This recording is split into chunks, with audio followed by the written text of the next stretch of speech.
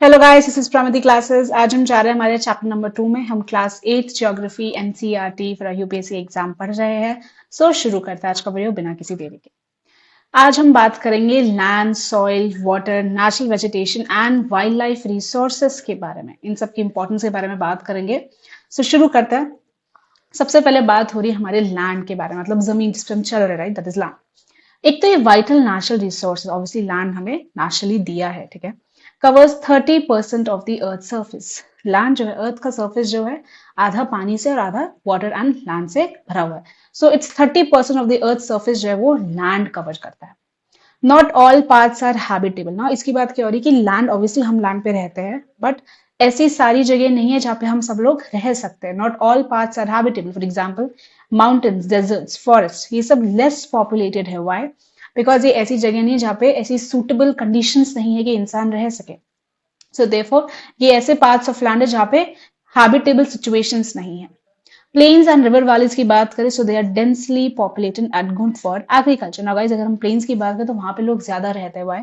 क्योंकि प्लेन्स और river valleys पे लोगों को एक तो फर्टाइल सॉइल मिलती है, एक अच्छा लैंडफॉर्म मिल रहा है रहने के लिए, ठीक है। सो एग्रीकल्चर भी हो पाता है, उनके आराम से रहना, पीना, खाना सब हो जाता है। Therefore plains and river valleys are the most suitable choice for people to live in, and therefore they are the densely populated. Population distribution depends on land and climate features. Obviously population कहाँ पे ज्यादा है, कहाँ पे कम है, ये सब किस पे डिपेंड करता है? Depends on the land and climate features. इंसान जो है यूजुअली माइग्रेट करते हैं, ठीक है, एक सिटी से दूसरी सिटी या कोई और कंट्री से। वाई? बिकॉज ऑफ उनको एक तो अच्छी लाइफ चाहिए, अच्छा लाइफस्टाइल चाहिए, क्लाइमेट अच्छा होना चाहिए, राइट। एक लैंड जो है उन्हें एक अच्छा लैंडफॉर्म मिलना चाहिए। सो उसको देख के पॉपुलेशन डिस्ट्रीब्यूशन होता है। Therefore these are the factors on which population distribution depends. Next हम बात करते हैं लैंड यूज एंड ओनरशिप के बारे में। ना गाइस, लैंड को हम किस तरह यूज कर रहे हैं, उसकी ओनरशिप क्या है, किसका लैंड है, आज हम उस पर बात कर रहे हैं। सबसे पहले यूजेस क्या है, हम लैंड को किस तरह यूज करते हैं। ऑब्वियसली हम एग्रीकल्चर के लिए लैंड को यूज करते हैं, राइट, हमारे खाने पीने के लिए, क्रॉप्स ग्रो करने के लिए, एग्रीकल्चर के लिए, फॉरेस्ट्री के लिए यूज करते हैं, माइनिंग के लिए भी यूज करते हैं, housing, roads, industries. So forest बनाने के लिए, एग्रीकल्चर करने के लिए, माइनिंग करने के लिए, वहां पे रहने के लिए, घर बनाने के लिए, इंडस्ट्रीज कंस्ट्रक्ट करने के लिए, ये सब चीजों के लिए हम किसका इस्तेमाल करते हैं? लैंड का इस्तेमाल करते हैं। Factors affecting land use. अब जो हम लैंड यूज कर रहे हैं, ठीक है, उसको कौन कौन से फैक्टर्स अफेक्ट करते हैं? फॉर एग्जाम्पल अगर हम फिजिकल फैक्टर्स की बात करें तो topography, soil, climate, minerals and water. मतलब ये है कि सपोज मैं कोई लैंड यूज कर रही हूँ तो मैं क्यों यूज कर रही हूँ, कुछ फैक्टर्स होंगे जिसको वो चीज अफेक्ट कर रहे होंगे, राइट। कि अगर वहां का सॉइल अच्छा है तो लोग उस लैंड को ज्यादा यूज करना चाहेंगे, ठीक है। वहां का पानी अच्छा है तो लोग उस लैंड को ज्यादा यूज करना चाहेंगे। सो फिजिकल फैक्टर्स जो है वो एक तो अफेक्ट करता है लैंड यूज को, कि वहां का टोपोग्राफी कैसा है, सॉइल कैसा है, क्लाइमेट, मिनरल्स, वाटर कैसा है, एंड देयरफॉर जो लैंड यूज है वो इन सब फैक्टर्स पे डिपेंड करता है। अगर हम ह्यूमन की बात करें, सो पॉपुलेशन और टेक्नोलॉजी, ऑब्वियसली लोग उस लैंड पे ज्यादा जाना चाहेंगे जहां पे टेक्नोलॉजी ज्यादा है, तभी लोग माइग्रेट करते हैं, तभी पॉपुलेशन एक जगह ज्यादा होती है बट एक जगह कम होती है। सो लैंड यूज इस पे भी डिपेंड करता है। सो ये भी एक फैक्टर्स है। आगे बढ़ते हैं, हम लैंड के ओनरशिप के बारे में बात करते हैं। ओनरशिप मतलब क्या है? Private land owned by individuals ना। प्राइवेट मतलब किसी किसी के प्राइवेट लैंड होते हैं, लोगों ने उसको ओन कर रखा है, and therefore private land is owned by individuals. एक कम्युनिटी लैंड होता है, कॉमन यूज के लिए इस्तेमाल किया जाता है, for example fodder, fruits, herbs. So community land जो है लोगों के कॉमन यूज के लिए, वो किसी का लैंड कहलाएगा नहीं, राइट। बट अब प्राइवेट लैंड है, लोगों के खुद के लैंड है, so they are owned by individuals. अब हम इश्यूज के बारे में बात करते हैं। अभी तक हम उसके यूजेस पे गए, फैक्टर्स पे गए, ओनरशिप पे गए, ना हम इश्यूज के बारे में बात करें कि लैंड में क्या क्या इश्यूज आ सकते हैं। पहली चीज क्या आता है? Limited land. जो लैंड है वो क्या है? लिमिटेड है, वो ज्यादा नहीं है, ठीक है। वी आर यूजिंग लैंड, तो हमें एक एक दायरे में रह के इस्तेमाल करना चाहिए। वाई? बिकॉज लैंड इतना ज्यादा नहीं, ओनली 30% ऑफ जो अर्थ का cover that is land, so we have limited land to use. Encroachment. ना गाइस, एनक्रोचमेंट क्या होता है? बेसिकली किसी इंसान का किसी प्रॉपर्टी पे ऑक्यूपेशन करना या किसी दूसरे की प्रॉपर्टी को यूज करना illegally, that is encroachment.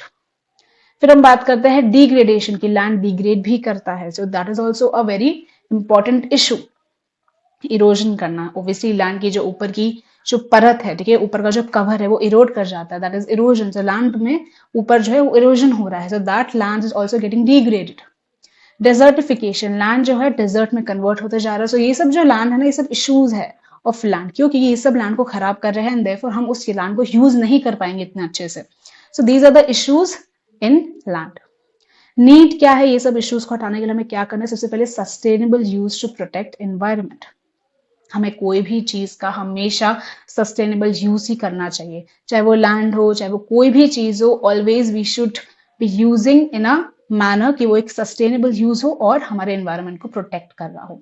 So this was about land and ownership की लैंड में क्या इश्यूज है, ठीक है, लैंड को हम किस तरह यूज करते हैं, क्यों यूज करते हैं, ऐसे कौन से फैक्टर्स है जो लैंड यूज को अफेक्ट करते हैं, एंड ओनरशिप।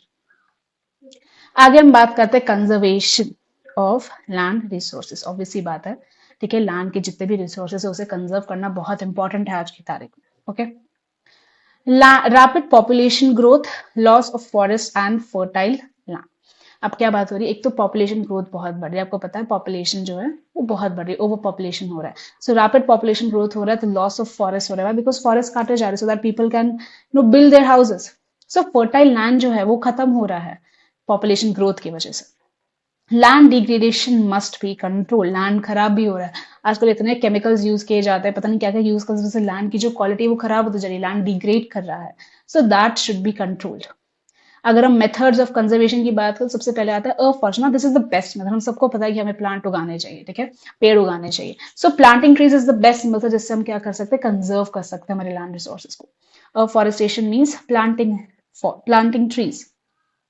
अब हम बात करते हैं लैंड रिक्लेमेशन के बारे में। गाइस, लैंड रिक्लेमेशन मतलब क्या है कि process of creating new land, या फिर हम कोई लैंड को, कोई डिग्रेड लैंड को इंप्रूव करके उसको यूज करें। मतलब लैंड रिक्लेमेशन मतलब उसको फिर से हम उसको यूज करें, या तो हम कोई न्यू लैंड बनाए, या फिर हम क्या करें, कोई पुराने लैंड को ही जो डिग्रेड लैंड है उसको ऐसा एक ऐसे कंडीशंस पैदा जैसे हम उसको इंप्रूव करके फिर से यूज कर सकते। तो ये क्या होगा कि हम लैंड को फिर से यूज कर रहे हैं, राइट, तो हमारे यूज में आ रहा है, खराब नहीं हो रहा है। सो ऐसे कौन से रीजन हम लैंड रिक्लेमेशन कर सकते हैं, मतलब हम लैंड को फिर से यूज कर सकते हैं, उसको इंप्रूव कर सकते हैं। तो that is also a better way to conserve land resources. फिर हम बात करते हैं regulated use of pesticides and fertilisers. आजकल बहुत हो रहा है एग्रीकल्चर में, लैंड रिसोर्स में क्या हो रहा है, पेस्टिसाइड्स और फर्टिलाइजर्स का बहुत ज्यादा यूज हो रहा है, जिसकी वजह से लैंड की जो क्वालिटी है वो खराब होती जा रही है, सॉइल की क्वालिटी खराब होती जा रही है। सो इन सब चीजों का भी हमें कंट्रोल करना, we have to regulate the use of these things which is harming the land resources. Last point है कंट्रोल ऑफ ओवरग्रेजिंग। ना गाइज, ऑब्वियसली ओवरग्रेजिंग भी एक बहुत इंपॉर्टेंट चीज है जो कंट्रोल करनी चाहिए, क्योंकि उसकी वजह से लैंड खराब होता है। So these were the points, ठीक है, जो हमें एटलीस्ट कंट्रोल करने चाहिए, हमें ऐसे मेथड्स अडॉप्ट करने चाहिए जिसकी वजह से हम लैंड रिसोर्सेज को कंजर्व कर सके। आगे हम बात करते हैं लैंडस्लाइड्स के बारे में। गाइस, लैंडस्लाइड्स क्या होता है, mass movement of rocks, debris और earth down a slope. So guys, landslide क्या होता है कि एक बहुत बड़ा मास मूवमेंट होता है किसी बड़े रॉक्स का या कोई डेब्रीज का, ठीक है, और वो अर्थ पे डाउन अ स्लोप एक पूरा एक लैंडस्लाइड बनाता है। सो आप समझो एक बहुत बड़ा मास ऑफ लैंड जो है वो स्लाइड कर रहा है, ठीक है, आप ऐसे वर्ड से समझ सकते हो। सो एक मास मूवमेंट ऑफ रॉक हो रहा है, therefore the name comes as landslides. Often occur with earthquakes, floods और वॉल्केनोज। यूजुअली जो है लैंडस्लाइड होते हैं, ये होते हैं साथ में विद अर्थक्वेक्स, फ्लड्स और वॉल्केनोज की वजह से। Heavy rainfall can trigger landslides and block reverse causing floods. ना क्या होता है, हेवी रेनफॉल की वजह से भी क्या होता है, लैंडस्लाइड जो है वो ट्रिगर होते हैं, देयरफॉर ये लैंडस्लाइड्स की वजह से जो रिवर्स है वो ब्लॉक हो जाती है। Why? Because of this mass movement of rocks, जिसकी वजह से फ्लड्स आने के भी चांसेस बढ़ जाते हैं, फ्लड्स हो जाते हैं। Common in hilly areas leading to loss of life and property. ना गाइस, लैंडस्लाइड जो है वो किसमें कॉमन होता है, it's common in hilly areas. क्यों? वहीं से ऊपर से जो मास मूवमेंट ऑफ रॉक है वो गिरने के चांसेस देयरफॉर लैंड स्लाइड्स होते हैं।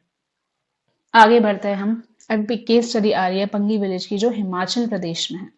हिमाचल प्रदेश में एक मैसिव लैंडस्लाइड हुआ था नियर रेकोंग पेओ, किन्नौर डिस्ट्रिक्ट। सो हिमाचल प्रदेश में पंगी विलेज है जहाँ पे एक बहुत बड़ा लैंडस्लाइड आया था, नियर रेकोंग पेओ, किन्नौर डिस्ट्रिक्ट में है जो। It was caused by intense blasting on a weak slope. एक वीक स्लोप पे एक इंटेंस ब्लास्टिंग हुई थी, देयरफॉर एक पूरा लैंडस्लाइड, एक मैसिव लैंडस्लाइड वहां पे आकर हुआ था। It damaged NH22 and near by village. Obviously it's इतने बड़े लैंडस्लाइड की वजह से क्या हुआ, नेशनल हाईवे तक डैमेज हुआ। NH22 मतलब होता है national highway, NH means national highway. So national highway आसपास की वजह से सब डैमेज हो गए थे because of this massive landslide. Village evacuated to prevent casualties. जितना बचा सकते थे विलेजेस को खाली करा गया जिससे कैजुअलिटीज को प्रिवेंट कर सके। So this was a massive landslide that took place in Kinnaur district in Pangi village in Himachal Pradesh. आगे हम बात करते हैं मेडिकेशन मेजर्स की। सो मिटिगेशन मेजर्स की मतलब क्या हो गया, यहाँ पे हम कैसे किसी चीज को कंट्रोल कर सकते हैं, उसको बेटर बना सकते हैं, ठीक है। सबसे पहले आता है hazard mapping, identify and avoid risky areas. Hazard mapping मतलब क्या हो कि आप मैपिंग करो कि ऐसे कौन से एरियाज, ऐसे कौन से रिस्क हम आइडेंटिफाई करके अवॉइड कर सकते हैं, वहां पे नहीं जा सकते, हम पहले ही सिचुएशन को कंट्रोल में ले अपने अंदर by just mapping the area. एक रिटेंशियल वॉल्स आता है, prevent land from slipping. So landslides के मिटिगेशन मेजर्स की बात करें, सबसे पहले हजार्ड मैपिंग हो गया कि हम आइडेंटिफाई करके अवॉइड कर सकते हैं रिस्की एरियाज को। दूसरा आता है रिटेंशन वॉल्स, मतलब प्रिवेंट लैंड फ्रॉम स्लिपिंग, एक ऐसे रिटेंशन वॉल्स को क्रिएट करने से वजह से क्या हो सके कि लैंड जो है वो स्लिप करने से हम बचा सके, एटलीस्ट हम उसे प्रिवेंट कर सके बहुत हद तक। This is also great method to prevent these landslides. Increase vegetation cover stabilises soil. ना गाइस, अगर हम वेजिटेशन कवर बढ़ाते तो क्या सॉइल स्टेबलाइज हो जाती है, ठीक है। वहां की जो सॉइल है वो ऐसे स्टेबलाइज करती है, देयरफॉर उसके चांसेस कम हो जाते हैं, सॉइल मजबूत हो जाती है, स्टेबलाइज कर जाती है वेजिटेशन कवर बढ़ाने की वजह। This is also very important method जिससे हम इन चीजों को कंट्रोल कर सकते हैं। Surface drainage control, manage rain water and spring flow. Obviously अगर हम ड्रेनेज को भी बहुत अच्छे से कंट्रोल कर लेना तो बहुत हद तक हम लैंडस्लाइड्स को अवॉइड कर सकते हैं, प्रिवेंट कर सकते हैं, या फिर बहुत ज्यादा हार्मफुल नहीं रहेगा हमारे लिए, क्योंकि हमने ऑलरेडी उसके प्रिवेंटिव मेजर्स बना रखे हैं। रेन वाटर और स्प्रिंग फ्लो को ऐसे मैनेज किया जाए जिसकी वजह से लैंडस्लाइड ज्यादा हार्म ना पहुंचा पाए। So these are the mitigation measures that we can follow, जिससे ज्यादा नुकसान ना हो। अब हम बात करते हैं सॉइल के बारे में। ना भाई, सॉइल क्या था हमें पता है, हमारी मिट्टी, राइट। थिन ग्रेनी लेयर होती है soil covering the earth surface. Earth surface पे जो ऊपर एकदम पतली परत, एक ग्रेनी लेयर है, ग्रेन्स वाली लेयर है, that is known as your soil. Formed by weathering of rocks. ना गाइस, वेदरिंग ऑफ रॉक्स क्या है? Obviously breaking of rocks on the surface, जिसके ब्रेक करने की वजह से सॉइल में वो सॉइल फॉर्म होती है। कॉम्पोजिशन की बात करें तो सॉइल में मिनरल्स होता है, ऑर्गेनिक मैटर होता है एंड वेदर रॉक। ना गाइस, सॉइल में बहुत कुछ होता है, लेकिन मिनरल्स होते हैं, जो रिवर्स सेडिमेंट्स लाती है वो भी होता है, ऑर्गेनिक मैटर होता है, वेदर्ड रॉक की वजह से भी सॉइल फॉर्मेशन होता है। ये सब मिला के पूरे एक सॉइल का कॉम्पोजिशन बनता है। Land forms influence the type of soil. तो जो लैंड फॉर्म्स है वो इन्फ्लुएंस करते टाइप ऑफ सॉइल। हर जगह हर तरीके के लैंड फॉर्म पे अलग अलग टाइप ऑफ सॉइल आपको देखने को मिलेगा। सो लैंड फॉर्म जो है वो टाइप ऑफ सॉइल को इन्फ्लुएंस करता है। Fertility depends on the right mix of minerals and organic matter. Now guys, अगर हम सॉइल की फर्टिलिटी की बात करें, सॉइल कितना अच्छा है, ठीक है, एग्रीकल्चर कितना फर्टाइल है, अगर हम फर्टिलिटी की बात करें तो राइट मिक्स ऑफ मिनरल्स और ऑर्गेनिक मैटर, अगर मिनरल्स और ऑर्गेनिक एक बहुत अच्छा मिक्सचर है हमारे सॉइल पे, तो उसी पे डिपेंड करता है कि फर्टिलिटी कितनी होगी। तभी हम याद है कि तभी हम क्या करते हैं कि हम गोबर डालते हैं, ठीक है, we use humus to make our soil fertile. तो ये सब चीजें जो है एक मिनरल्स प्रोवाइड कराता है, हमारे सॉइल को फर्टाइल करता है, एक ऑर्गेनिक मैटर और मिनरल्स का एक अच्छा मिक्स बनाता है, सॉइल जो है हमारी फर्टाइल हो सके।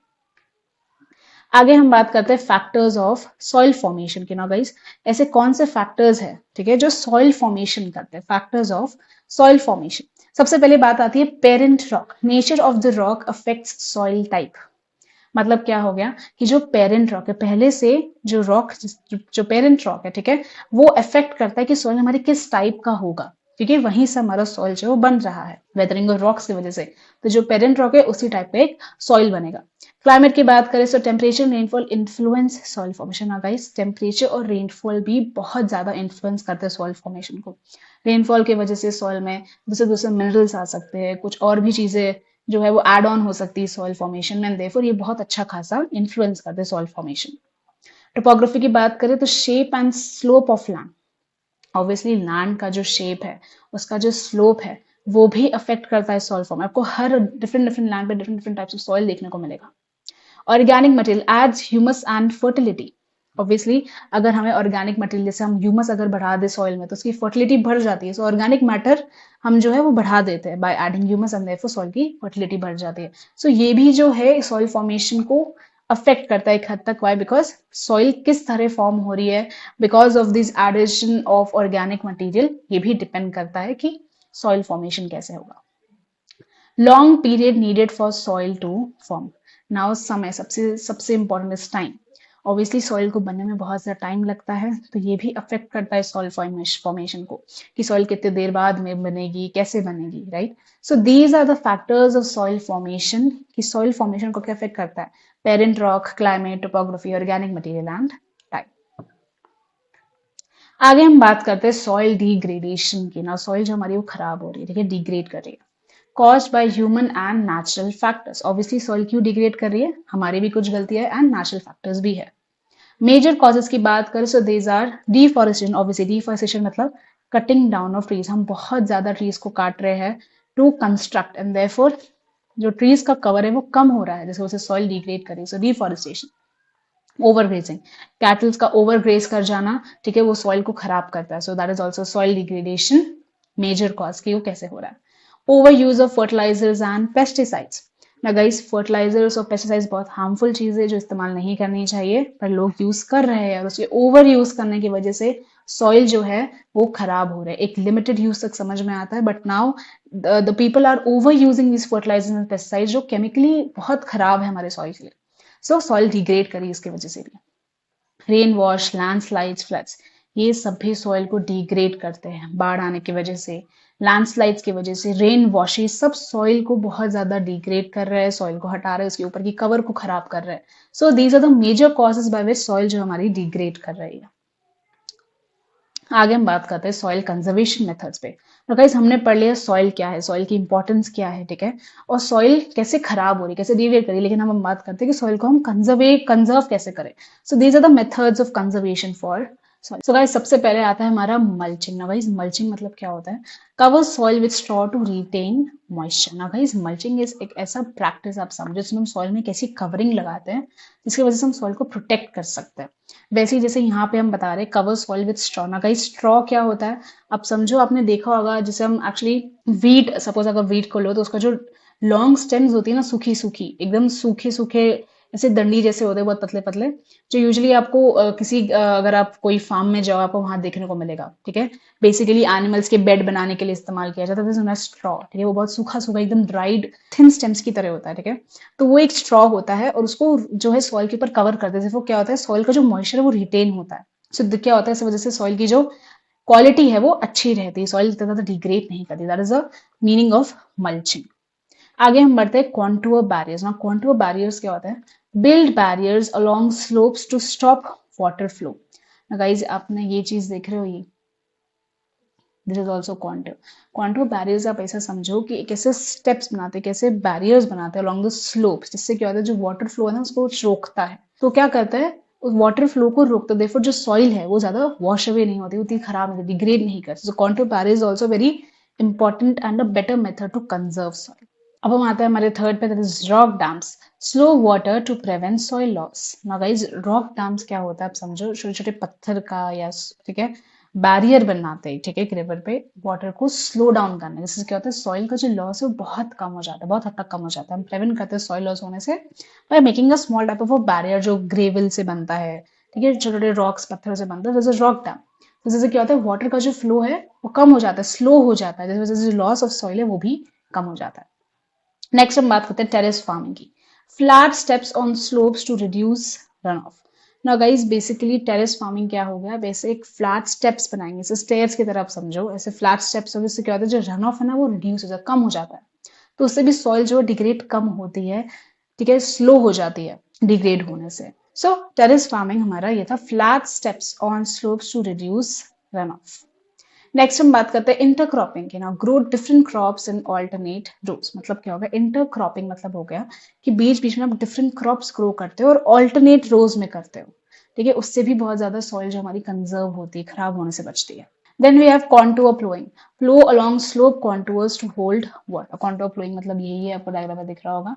ये सब जो है हमारे एक कॉन्टूर्स है, ठीक है, जो पानी को होल्ड करते हैं अलोंग द स्लोप, जिसकी वजह से जो सॉइल है वो डिग्रेड कम होती है या फिर बहुत हद तक कम हो जाता है सॉइल का डिग्रेडेशन. सो कॉन्टूर फ्लो में आप ये देख पा रहे हो, यहाँ पे क्या करता है, ये वाटर को होल्ड करता है, देयरफॉर जो सॉइल है वो कंजर्व होती है, सॉइल जल्दी डिग्रेड नहीं कर पाती है हमारी, वाई बिकॉज वाटर को वो होल्ड कर रहा है इन द स्लोप कॉन्टूर्स बहुत देर तक. Then we have shelter belts. Plant trees to reduce wind erosion. Guys shelter belts मतलब क्या हो गया, ऐसे ऐसे लंबे लंबे पेड़ उगाए जाते हैं, देयरफॉर उससे क्या होता है कि जो प्लांट्स है वो विंड इरोजन को रिड्यूस करते हैं. वाई बिकॉज प्लांट जो वो रोकते हैं विंड को. सो विंड इरोजन की वजह से जो सॉइल को प्रॉब्लम हो रही है, सॉइल जो हमारी उड़ के जा रही है, ठीक है, इरोड कर रही है सॉइल की जो लेयर है वो कम हो जाता है, एंड देयरफॉर सॉइल जो हमारी डिग्रेड होने से बच जाती है. So guys these are the points, ठीक है, जो सॉइल कंजर्वेशन मेथड्स में आते हैं. Mulching, contour barriers, rock dams, terrace farming, intercropping, contour flowing and shelter bells.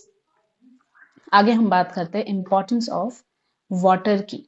ना गाइस ऑब्वियसली पानी बहुत इंपॉर्टेंट है, हम सबको मालूम है, right. It covers 3/4 of the earth called the water planet. हम अर्थ को वाटर प्लैनेट बोलते हैं because it covers 3/4 of the earth surface.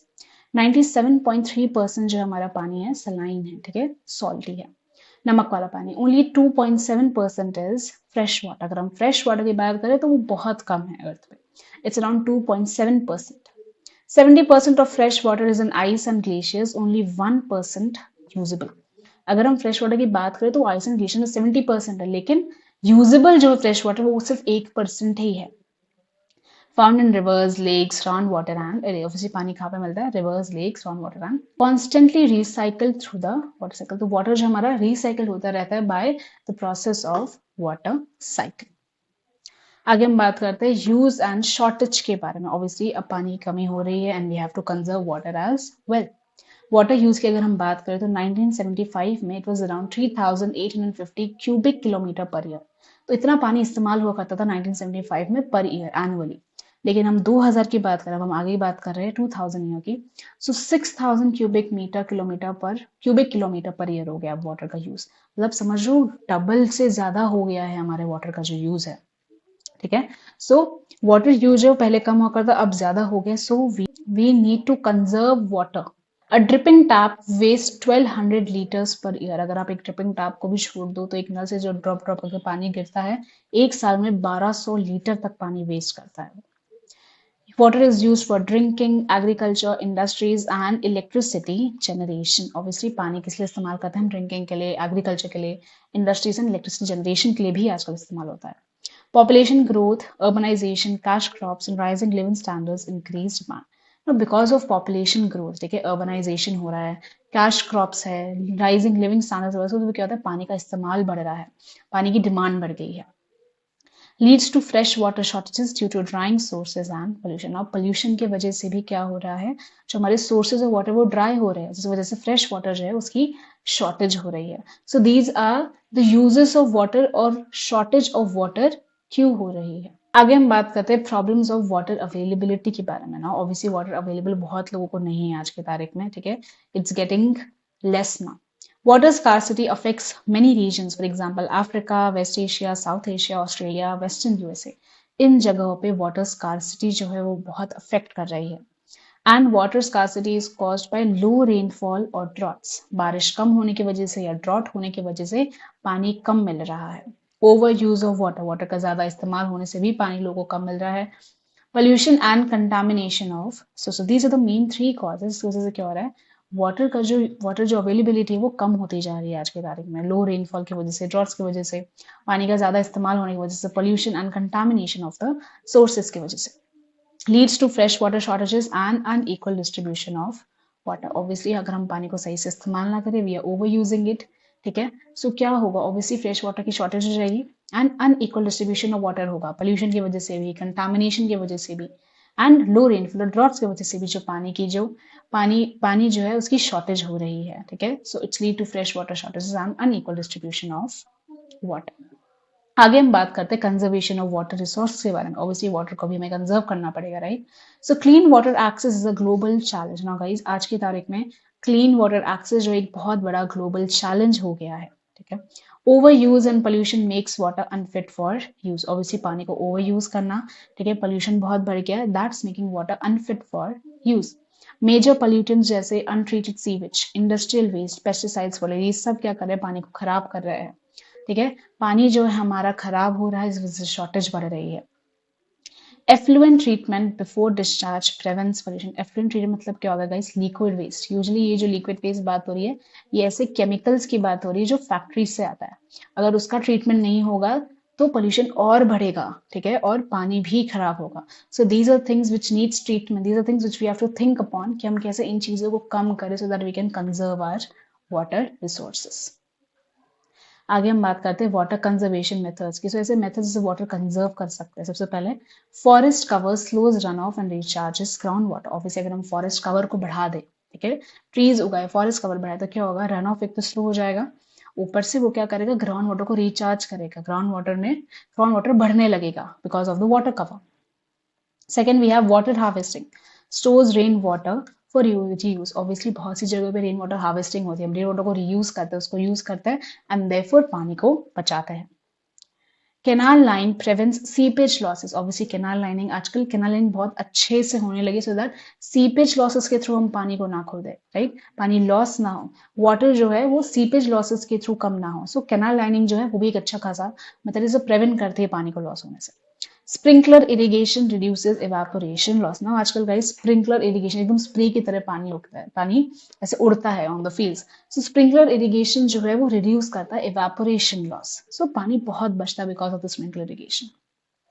Drip irrigation saves water in dry areas. ना ड्रिप इरिगेशन क्या है, जैसे ड्रिप ड्रिप करके पानी जाता है in fields and it saves water in dry areas. इससे क्या होता है, पानी ज्यादा इस्तेमाल नहीं हो रहा है, एक लिमिटेड क्वांटिटी में सही तरीके से इस्तेमाल हो रहा है और सबको मिल रहा है। So these are the main methods, हम क्या हो रहा है, पानी को बचा रहे हैं, we are using it efficiently.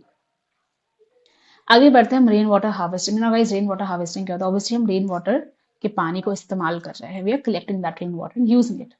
Process of collecting rain water from roof tops. Obviously roof tops में जो पानी भर जाता है, ठीक है, we are collecting that rain water. Water is stored और डायरेक्टेड टू टैंक्स और recharge pits for future usage. तो ये हम पानी को हम क्या करते हैं, स्टोर करते हैं किसी टैंक में, कोई रिचार्ज पिट्स में, हम उसे फ्यूचर में यूज कर सकते हैं। Helps conserve fresh water and recharge ground water. इस वजह से क्या होता है, सबसे पहले तो हम फ्रेश वाटर को कंजर्व कर रहे हैं, ऊपर से ग्राउंड वाटर भी रिचार्ज हो रहा है इसकी वजह से। एग्जाम्पल क्या है, 1 2 hour rain spell can collect about 8,000 litres of water. ना गाइस बारिश होती है तो हम इतना नहीं सोचते, राइट, लेकिन ये रेन वाटर हार्वेस्टिंग बहुत अच्छा मेथड है कि ये जो बारिश का पानी है we using it, we are collecting it. और सोचो अगर आप एक 2 घंटे की रेन के पानी को बचा लो, so around 8,000 litres of water बचा सकते हो आप। सो ये कितना बेटर मेथड है, this is known as rain water harvesting. Next हम बात करते हैं national vegetation and wild life के बारे में। Exists in narrow zone that is biosphere, contact of land, water and air. Now guys, biosphere क्या होता है, biosphere को हम zone of life भी बोलते हैं। Why? Because यहीं पे सारी चीजें land, water, air, natural चीजें interact करती है and gives us a zone जहाँ पे life exist कर सकती है। Ecosystem, living beings are interdependent for survival. हमारा जो इकोसिस्टम है सर, जो लिविंग बींग्स इस सिस्टम में रह रहे हैं, ठीक है, they all are interdependent on each other for the survival. Plants provide timber, oxygen, fruits, medicines, paper, shelter to animals, protect soil and store ground water. So plants जो हमें ये सब चीजें प्रोवाइड कर रहा है, ऑक्सीजन प्रोवाइड कराता है, फ्रूट्स, मेडिसिन, खाने की चीजें, एनिमल्स को भी शेल्टर प्रोवाइड कर रहा है, सॉइल को प्रोटेक्ट करता है और ग्राउंड वाटर को भी स्टोर करता है। Essential for maintaining ecological balance. So obviously जो हमारा नेचुरल वेजिटेशन, जो हमारा वाइल्ड लाइफ है, ये बहुत इंपॉर्टेंट है इकोलॉजिकल बैलेंस मेंटेन करने के लिए। वाई? बिकॉज प्लांट्स, एनिमल्स, ये सब एक फूड चेन में, एक न्यूट्रिएंट साइकिल्स में है, ठीक है, जिस वजह से एक इकोलॉजिकल बैलेंस मेंटेन होता है धरती पर। So these vegetation, wildlife, they all are important and essential for maintaining ecological balance on earth. Importance of wild life के बारे में बात करें, सो ऑब्वियसली वाइल्ड लाइफ बहुत इंपॉर्टेंट, राइट, हमें बहुत सारी चीजें हैं जो वाइल्ड लाइफ से मिलती है। Includes animals, birds, insects and aquatic life. Obviously aquatic life भी है, एनिमल्स, बर्ड्स, इंसेक्ट्स हमारे वाइल्ड लाइफ में आते हैं। हमें वाइल्ड लाइफ से क्या क्या मिल रहा है, एक तो मिल्क मिलता है, meat, wool, hides and honey, ये सब चीजें हमें एनिमल्स प्रोवाइड कराते हैं and these are very important things. Milk usually रोज डेली कंज्यूम किया जाता है by humans, meat, wool, hides and honey ये सभी कंज्यूम होता है। So animals are really important and needs to be conserved. Help in pollination, decomposition and cleaning environment. Animals जो है एनवायरनमेंट को क्लीन करने में भी मदद करते हैं, डिकॉम्पोजिशन में भी हेल्प करते हैं और पॉलिनेशन में भी हेल्प करते हैं।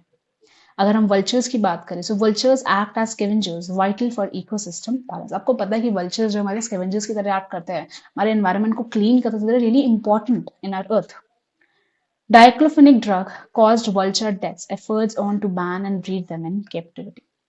ना गाइस वल्चर्स के साथ क्या हो रहा है, यूजुअली जितने भी लाइव स्टॉक या कैटल होते हैं ना, उनको एक डाइक्लोफेनिक ड्रग दिया जाता है एंड ये जो है अब ये बैन हो रहा है, ठीक है, efforts has been done to ban this. Why? Because vultures जो when they feed on these livestock और कैटल जिन्होंने डाइक्लोफेनिक ड्रग कंज्यूम किया होता है, तो वल्चर्स की डेथ हो रही है बाय किडनी फेलियर। ये जो डाइक्लोफेनिक ड्रग है, ठीक है, वो वल्चर्स मर रहे हैं because of this kidney failure, ये ड्रग की वजह से मर रहे हैं, that is being used on cattle और लाइवस्टॉक। सो जब वल्चर्स उन पे फीड करते हैं, they die because of diclofenac drug, वो उनको किडनी फेलियर कर देता है। आगे हम बात करते हैं, हम इसके बारे में भी क्लास 7 में भी हमने पढ़ाई था, ठीक है, types of forest, everything rainfall के बारे में, वही सेम चीजें यहाँ पे है। It depends on temperature and moisture. Major types of forest, grasslands, scrubs and tundra. Heavy rainfall की बात करें तो डेंस फॉरेस्ट है with tall trees. Moderate rainfall की बात करें तो शॉर्ट ट्रीज है एंड ग्रासलैंड्स की बात हो रही है। और अगर हम लो रेनफॉल की बात करते हैं सो थॉर्नी श्रब्स और स्क्रब्स की बात हो रही है। ऑब्वियसली डेंस फॉरेस्ट में बहुत ज्यादा बारिश होती है। शॉर्ट ट्रीज की बात हो रही है, मॉडरेट रेनफॉल होती है, ठीक है। एंड लो रेनफॉल जो हमारे थॉर्नी श्रब्स और स्क्रब्स में होती है। कोल्ड पोलर रीजन में मोसस एंड लीचेस मिलेंगे जो बेसिकली टुंड्रा रीजन है हमारा। नेक्स्ट हम बात करते हैं हमारे forest types and conservation. Guys हमने फॉरेस्ट टाइप्स ऑलरेडी पढ़े हुए हैं, वही सेम चीज हम यहाँ पे फिर से पढ़ेंगे। फॉरेस्ट जो हमारे क्लासिफिकेशन से पहले आता है evergreen that do not shed leaves together. Evergreen क्यों रहते हैं? क्योंकि वो कभी भी एक साथ लीव शेड नहीं करते, so they are always evergreen. Second हमारे डेसिडुअस ट्रीज आता है जो शेड लीव्स करते हैं सीजनली टू सेव मॉइस्चर। और ट्रॉपिकल टेम्परेट फॉरेस्ट की बात करें तो these are based on latitude. So total 3 types का ट्रीज है हमारे। Deforestation for farming and population growth reducing forest cover. Obviously guys deforestation हो रहा है, फॉरेस्ट कवर कम हो रहा है क्योंकि पॉपुलेशन ग्रोथ बढ़ गई है, लोग एग्रीकल्चर फार्मिंग के लिए फॉरेस्ट को हटा रहे हैं। सो फॉरेस्ट कवर जो है it's getting less because of deforestation.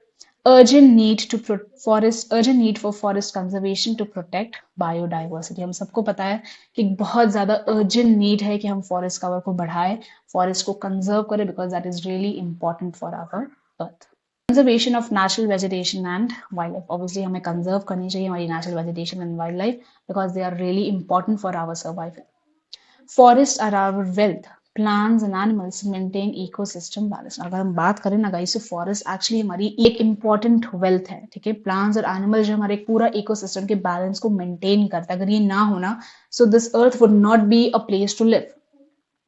Climate change and human activities destroy natural habitats. Obviously climate changes की वजह से, ह्यूमन की ऐसी एक्टिविटीज की वजह से नेचुरल हैबिटेट्स जो है हमारे एनिमल्स के वो डिस्ट्रॉय हो रहे हैं, खत्म हो रहे हैं, क्योंकि फॉरेस्ट कवर खत्म हो रहा है। Many species are endangered or extinct। बहुत सी species जो अब ना गायब हो गई, अब दिखने को नहीं मिलती है।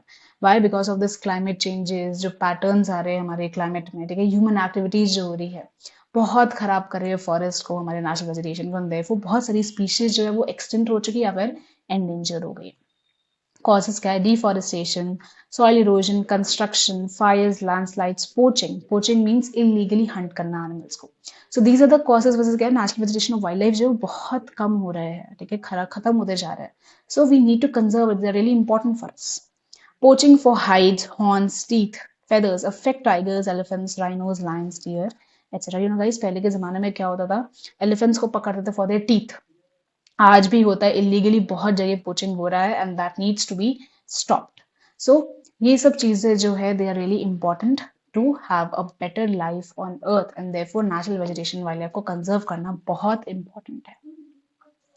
आगे हम बात करते हैं प्रोटेक्शन एंड अवेयरनेस की। ऑब्वियसली कंजर्व करने के लिए गवर्नमेंट ने, लोगों ने बहुत सारे मेजर्स को अडॉप्ट किया है, ठीक है, और इसी बारे में अवेयरनेस और प्रोटेक्शन है।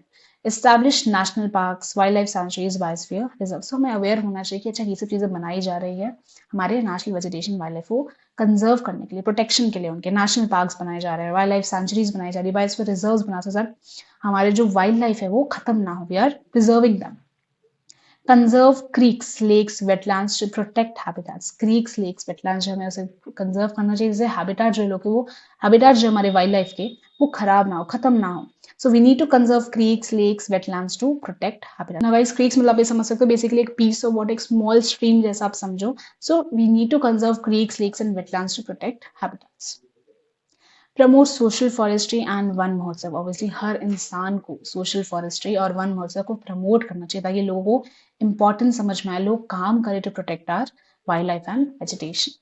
Encourage bird watching and nature camps in schools. Schools में बच्चों को सिखाया जाए कि कैसे बर्ड वॉचिंग को एनकरेज करें, नेचर कैंप्स को एनकरेज करें, people can understand the importance of wild life.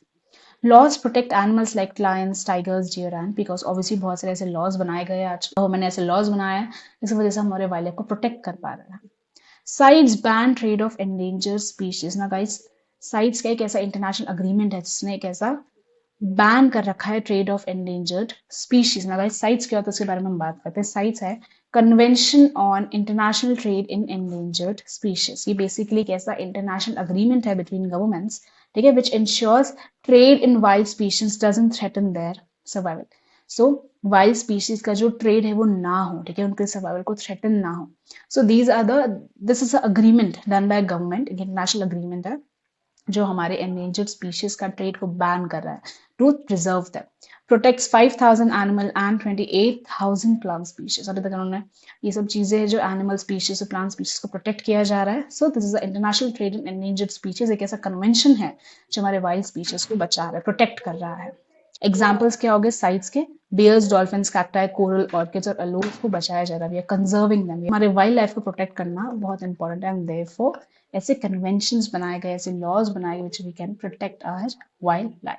Thank you so much guys यहाँ तक बने रहने के लिए। आई होप आपको पूरा वीडियो समझ में आया। हमने land, water, wild life, vegetation सबके ऊपर बात करी है। आपको मेरे चैप्टर के पीपीटी और इस चैप्टर के मेरे हैंड रिटन नोट्स मेरे टेलीग्राम चैनल पर मिल जाएंगे, लिंक मैंने डिस्क्रिप्शन में डाला हुआ है। Thank you so much, guys. Bye bye.